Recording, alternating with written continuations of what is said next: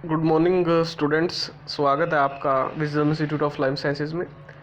जैसा कि मैंने आपको प्रॉमिस किया था, जो आपका पीजीटी बायोलॉजी का एग्ज़ाम होगा सब्जेक्ट, उसके लिए मैं आपको क्लासेस प्रोवाइड करवाऊंगा। एक्चुअली दिक्कत ये है कि थोड़ी टाइम की प्रॉब्लम है। टाइम जो है बिल्कुल जो स्केड्यूल है वो टाइट है, इस वजह से थोड़ी जो क्लासेस हो रही थी आपकी जो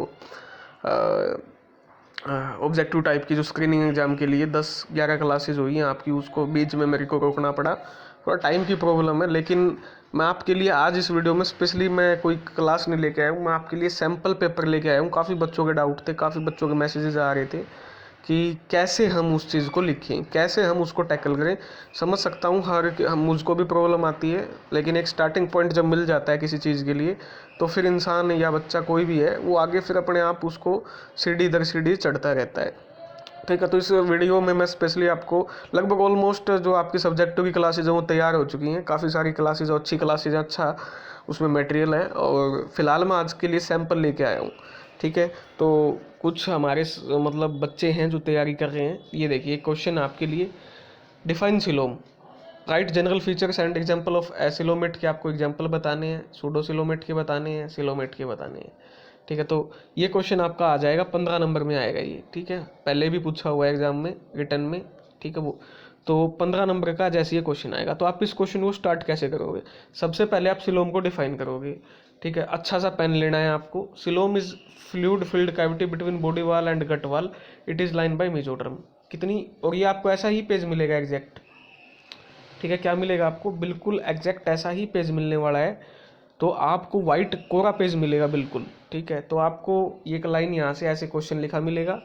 उसके बाद आप अंडरलाइन कर सकते हो जो आपकी इंपॉर्टेंट पॉइंट है। ठीक है, उसके बाद animals are classified into the 3 categories on the basis of absence of presence of coelom, और दीज टाइप्स आर ग्रुप। सबसे पहले एसिलोमेट, आपने organism which lack body cavity apart from the gut cavity.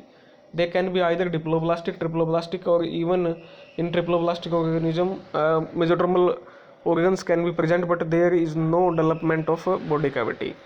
Air organs, all organs are embedded in tissue। फिर आपको इसका क्या बनाना है कि डायग्राम बना देना है एसिलोमेट का, कि भाई ये आपकी एंडोड्रम है, ये आपकी गट है, ये मेसोड्रम है, ये वासा डिफरेंशिया है, ये ओविडक्ट है। ये आपका एक डायग्राम आपका रिप्रेजेंटेड हो जाएगा पेंसिल के साथ।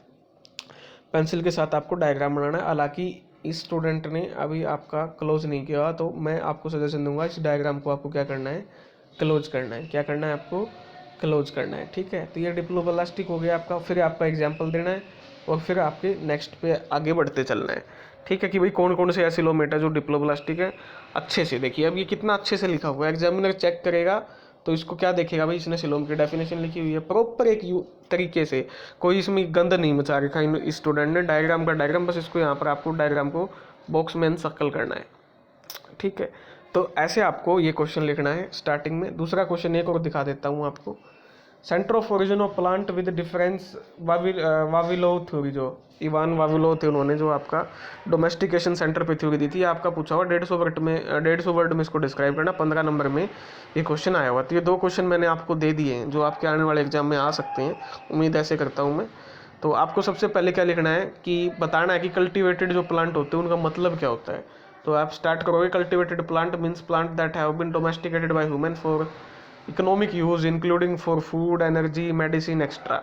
अल्फोंसे डी कैंडोले ने आपका origin of cultivated plant pointed out किया था सबसे पहले। तो इसका थोड़ा ब्रीफ हिस्ट्री देनी है। उसके बाद वेविलो की जो थ्योरी है सेंटर ऑफ ओरिजिन, उस पर आएंगे। इन्होंने 8 मेन जियोग्राफिक आपके सेंटर बताए थे कल्टिवेटेड प्लांट के। तो आपको एक रफली सा वर्ल्ड का डायग्राम थोड़ा आपको बनाना पड़ेगा। अगर आप कुछ और बच्चों से एक्स्ट्रा कुछ करना चाहते हो, एक्स्ट्रा नंबर लेना चाहते हो, तो जैसे इन्होंने वर्ल्ड का डायग्राम बनाया, स्टूडेंट ने काफ़ी अच्छा डायग्राम बनाया, इसको एक बॉक्स में बंद करना है आपको, और ये डायग्राम आपको बता देगा कि 8 के 8 सेंटर कहाँ आपके लोकेटेड थे।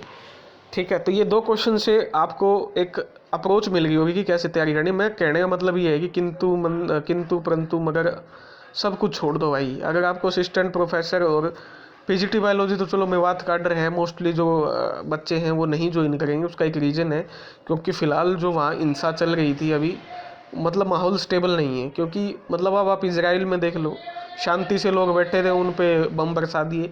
तो मतलब वहाँ थोड़ा कतराते हैं, और वहाँ पर बदली भी नहीं होती है।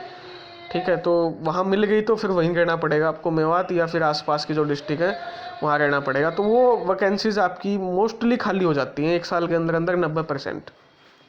और उसका एक कारण भी है, क्योंकि अब टीजीटी का रिजल्ट पेंडिंग है, केवीएस का जो रिजल्ट है वो भी आपका पेंडिंग है, सीईटी का रिजल्ट है वो भी आपका पेंडिंग है, डी ग्रुप का एग्ज़ाम होगा वो भी। अब डी ग्रुप को भी ज्वाइन कर लेंगे बच्चे, क्योंकि 30,000 आपकी डी ग्रुप की है और कम से कम घर में तो आसपास तो नौकरी मिलेगी, और फिर अपनी तैयारी कर लेंगे। तो ये कुल मिला के ये अप्रोच होती है स्टूडेंट की, उनके पास फिलहाल जो ऑप्शन है वो ज़्यादा अवेलेबल है। तो लेकिन मैं आपको ये कहूँगा कि ये आपका एक टेस्ट है। जो बच्चा असिस्टेंट प्रोफेसर को टारगेट कर रहा है मछली की आँख की तरह, अर्जुन ने जो निशाना लगाया था आप भी वहाँ निशाना लगाइए। ये आपके लिए टेस्ट की तरह पे इसको यूज़ कीजिए, ठीक है। तो उम्मीद करता हूँ आपको सब कुछ त्यागना पड़ेगा इस चीज़ के लिए, मतलब एक तरफा तैयारी करनी पड़ेगी। ऐसे नहीं चलेगा कि ये एक मन में आपके ये वो है, अभी ये कर लूँ फिर वो कर लेता हूँ, फिर ऐसे कर लेता हूँ, नहीं वो भी कर लूँगा वो भी कर, ऐसे नहीं होगा भाई।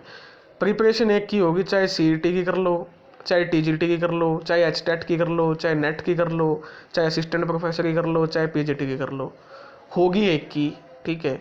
हाँ, कुछ स्टूडेंट होते हैं 10% जो कि जिनका IQ बहुत ज़्यादा होता है, वो अगर मैनेज कर पाएँ तो अलग बात है। बाकी मुझे नहीं लगता कि एक से ज़्यादा चीज़ों में हाथ मारोगे तो नुकसान होगा, ठीक है। इसलिए मैं कह रहा हूँ कि फोकस रखो जो चीज़ आपको चाहिए, ठीक है। जो चीज़ चाहिए वो चीज़ फिर वही है ना कि मुट्ठी बंद करके यार, जैसे मुक्का मारते हैं ना आप बेंच पे, यार हो गया आज तो एग्ज़ाम मतलब बेस्ट गया। ऐसे ही अपने आप पे कॉन्फिडेंस लेके आओ कि भाई मेरे को यही करना है। कोई एरो वगैरह नत्थो वगैरह कोई आके आपको कुछ कह रहा है कि ये कर लो ये कर लो वो कर लो, सीईटी कर लो फलाना कर लो, वो एग्ज़ाम का फॉर्म भर, मत भरो भाई। जितना ज़्यादा डेविएशन होगा उतना ज़्यादा नुकसान होगा। Focus on only one thing at a time, एक ही चीज़ पे फोकस करो, चाहे वो किसी भी लाइफ में है ना, किसी भी पड़ाव पे हो आप, चाहे वो आपका स्पोर्ट्स है, चाहे वो आपका पढ़ाई है, चाहे आपका रिलेशनशिप है। One at a time only, focus on one at a time. आप उसको नरिश करोगे, उसको जैसे पौधा होता है ना, एक बड़ा पौधा टाइम के साथ बड़ा होता है, ऐसे ही हर चीज़, पढ़ाई, रिलेशनशिप, हर चीज़ आपकी, उसमें आपको टाइम देना पड़ता है, ठीक है। तो पेशेंस रखनी बड़ी ज़रूरी है। इसलिए कह रहा हूँ कि रिटर्न की अगर आप तैयारी कर रहे हो तो बाकी सारी चीज़ों को छोड़ दो, फिर बाकी सारी चीज़ों को छोड़ दो। लालच मत रखना कि मैं नेट भी कर लूँ या मैं फिर एचटेट भी कर लूँ, वो नहीं होगा भाई। वो फिर एचटेट भी हाथ से जाएगा, नेट भी हाथ से जाएगा, क्योंकि ये सब डिफरेंस इन चीज़ों में, हमको लगता नहीं है कि इन चीज़ों में डिफरेंस है, लेकिन एक्चुअली इनमें डिफरेंस होता है, ठीक है। फिर भी आपका कोई डाउट है तो कमेंट सेक्शन में ज़रूर बताइए। इन दोनों क्वेश्चन को अच्छे से आप अपने हिसाब से टैकल कीजिए। धन्यवाद। आने वाले सभी एग्ज़ाम को लेकर आपको शुभकामनाएं।